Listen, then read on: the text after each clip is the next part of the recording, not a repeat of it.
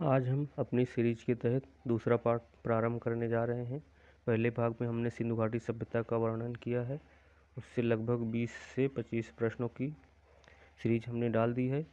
ये दूसरा पार्ट है। इसमें हम वैदिक काल की प्रश्नोत्तरी को हल करेंगे। जैसा कि आइए पहला क्वेश्चन देखते हैं। प्रारंभिक आर्यों के बारे में निम्न कथनों में से कौन सा सही नहीं है?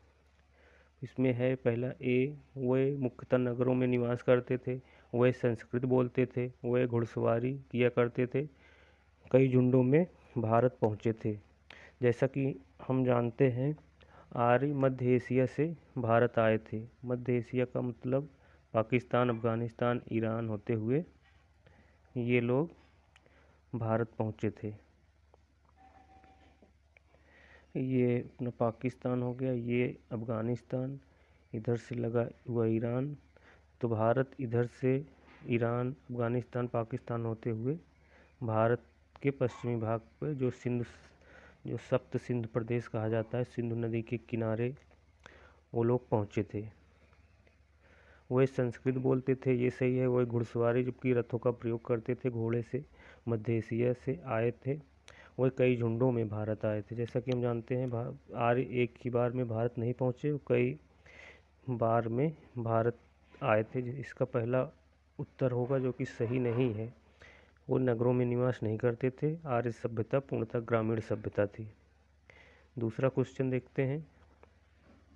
इनमें से किस फसल का ज्ञान वैदिक काल के लोगों को नहीं था?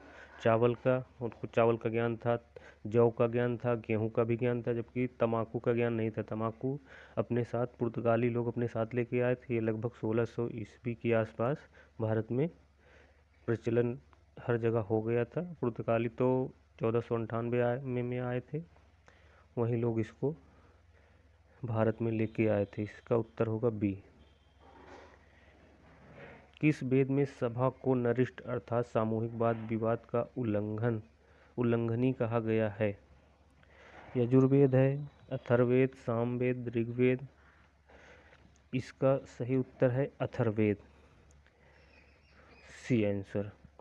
ऋग्वेद में कुल कितने मंडल हैं? ऋग्वेद में कुल 10 मंडल हैं। पहले मंडल में अग्नि का उल्लेख हुआ है, तीसरे मंडल में सावित्री का वर्णन हुआ है, 9वां मंडल पूर्णतः सोम को समर्पित है, 10वें मंडल में नदी सूत्र, कई सूत्रों का उल्लेख किया गया है। इसका उत्तर होगा डी। किस रचना में नारी को सुरा और पाशा के साथ 3 प्रमुख बुराइयों में शामिल किया गया है? इसका उत्तर मैत्राणी संहिता होगा, जबकि कहीं कहीं पे इसका उत्तर कुछ और भी देता है। फिर भी हम जो किताबों में मिलता है वही बताएंगे। इसका उत्तर है ए।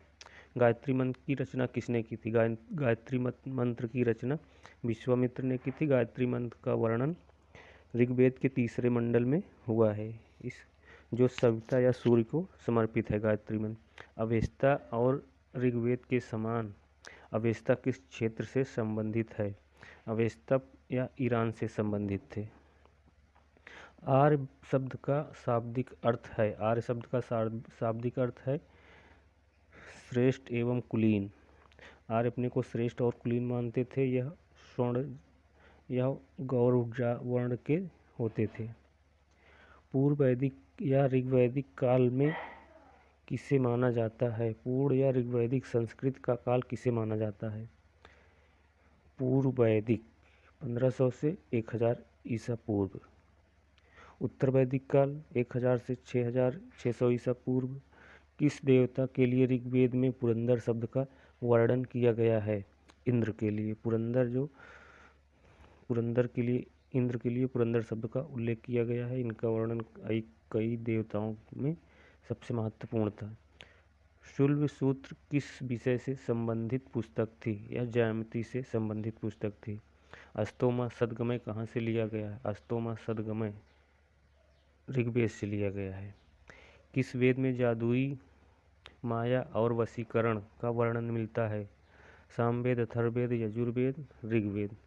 जादुई और माया का वशीकरण का वर्णन अथर्ववेद में मिलता है। ऋग्वेद की सबसे पवित्र नदी का वर्णन किया गया है। ऋग्वेद में सबसे पवित्र नदी सरस्वती नदी थी, जबकि सबसे महत्वपूर्ण नदी सिंधु नदी थी। तो इसमें सबसे पवित्र नदी पूछा गया है जो सरस्वती नदी है।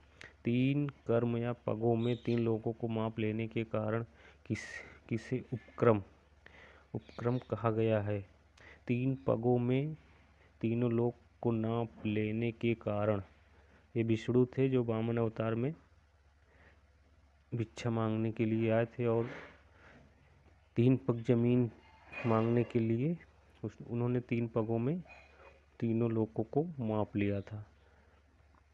पुराणों की संख्या 18 है। वैदिक धर्म का मुख्य लक्षण इनमें से किसकी उपासना थी? पशुपति की।